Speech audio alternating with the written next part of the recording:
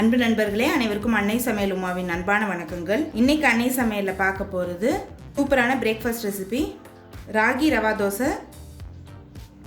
அதுக்கு சூப்பரான side dish கொத்தமல்லி சட்னி.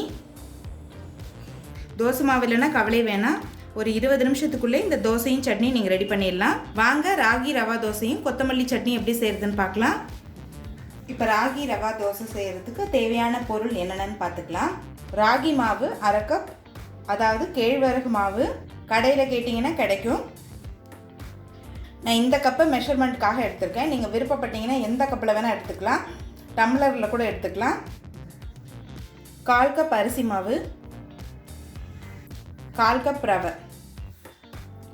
கேழ்வரகு நீங்கள் 1 கப் எடுக்கிறதா இருந்தால் 1/2 கப் அரிசி மாவு, 1/2 கப் ரவை எடுத்துக்கோங்க போதும்.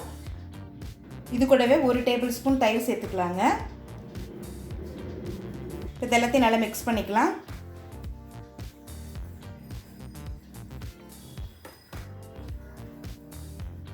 அடுத்து 2 கப் தண்ணி சேர்த்துக்கலாங்க.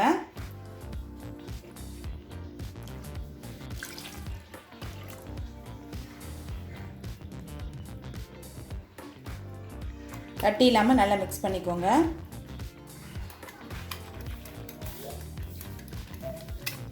அடுத்து பொடியாக நறுக்குன ஒரு வெங்காயத்தை சேர்த்துக்கலாம். பொடியாக நறுக்குன பச்சை மிளகாய்,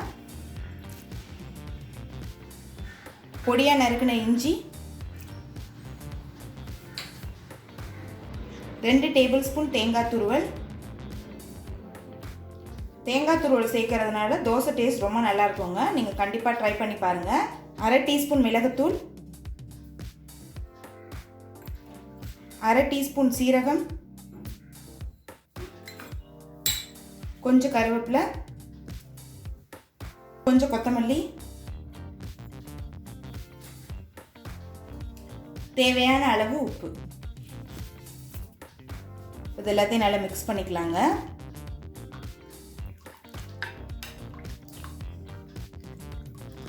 இது எல்லாத்தையும் நல்லா மிக்ஸ் பண்ணியாச்சு. இது ஒரு 15லேருந்து 20 நிமிஷம் வரைக்கும் நல்லா ஊறட்டும். இப்போ 20 நிமிஷம் ஆயிடுச்சுங்க. மாவு நல்லா ஊறிருக்கு. இப்போ ராகி ரவா தோசை மாவு ரெடி ஆகிடுச்சு. நம்ம தோசை ஊற்ற ஆரம்பிச்சிடலாம்.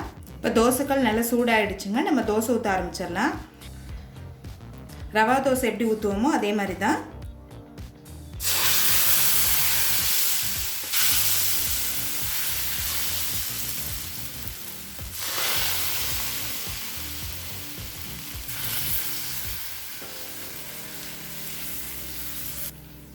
இப்போ எண்ணெய் ஊற்றிக்கலாம்.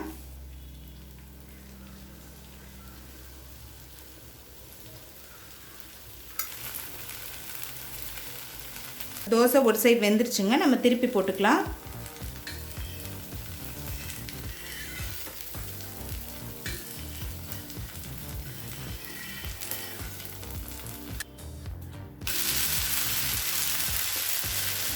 தோசை இந்த சைடும் நல்லா வெந்துருச்சு. திருப்பி போட்டுக்கலாம். பார்க்கும்போதே தெரியும் தோசை நல்லா கிறிஸ்பியாக வந்திருக்கு. இப்போ ராகி ரவா தோசை ரெடி ஆகிடுச்சுங்க. அடுத்து கொத்தமல்லி சட்னி எப்படி செய்கிறதுன்னு பார்க்கலாம். இப்போ அடுத்து கொத்தமல்லி சட்னி எப்படி செய்கிறதுன்னு பார்க்கலாங்க.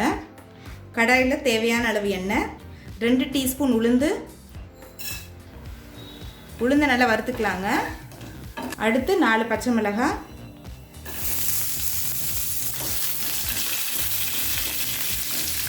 பச்சை மிளகாயை லேசாக வதக்கினா போதுங்க, ரொம்ப வதக்கணும்னு அவசியம் இல்லை. பச்சை மிளகாயை வதக்கிட்டு போட்டிங்கன்னா சட்னி டேஸ்ட் ரொம்ப நல்லாயிருக்கும். மேலே வெள்ளையாக மாறுது இல்லையா, இந்த அளவுக்கு வதக்கினா போதும். அடுத்தது கொத்தமல்லி சேர்த்துக்கலாங்க. நான் வதக்க போகிறதில்ல, அளவுக்காக காட்டுறேன். 1/4 கப் தேங்காய் துருவல்,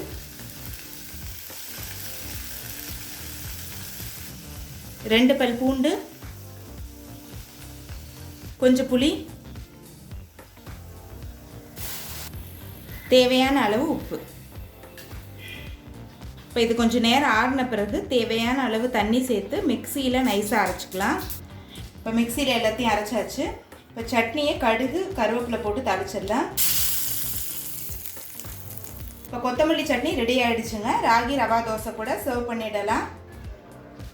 இப்போ சுவையான ராகி ரவா தோசை ரெடி ஆகிடுச்சு. அதுக்கு சூப்பரான சைட் டிஷ் கொத்தமல்லி சட்னி ரெடி ஆகிடுச்சு. ரெசிபியை ட்ரை பண்ணி பாருங்கள், கண்டிப்பாக உங்களுக்கே பிடிக்கும். ரெசிபி பிடிச்சிருந்ததுன்னா வீடியோவை லைக் பண்ணுங்கள், கமெண்ட் பண்ணுங்கள், ஷேர் பண்ணுங்கள். இது வரைக்கும் அன்னை சமையல் சேனலை சப்ஸ்கிரைப் பண்ணலன்னா சப்ஸ்கிரைப் பண்ணுங்கள். தேங்க்யூ.